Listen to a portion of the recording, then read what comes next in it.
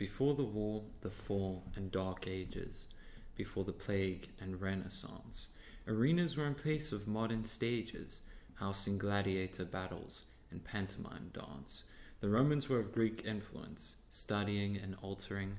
They shared a great artistic affluence and expanded and reiterated everything: literacy, numeracy, philosophy and architecture, mythology, astrology and astronomy, symbology, symbolism, art and sculpture. Even music played an important role, verse in song and poetry dubbed common, the Latin root to charm, in which case music is of and to attract the soul, in any and all things from within. Alas, rarely remains the principle today. It held greater depth in the past than it does the present.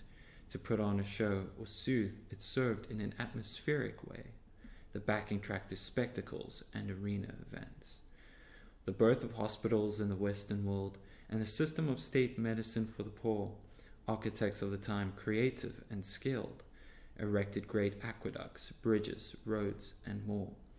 Buildings were of distinctive decor, mural paintings done on the walls directly, mosaics on the floors, and domes and arches often used in the biggest buildings in the city. They had their own ideologies. Their gods and mythologies differed to that of the Greek mythos, yet the format shared in similarities: Bacchus, Dionysus, Minerva, Athena, Cupid, and Eros. The same could be said of their art, sculpts, and philosophies, sharing in the methods, structures, and principles, a sophisticated reskin and reform to some degree, innovative and creative still. The Romans had both genius and sickly forms of entertainment, the brutal gladiator battles which some fighters were slaves trained to fight.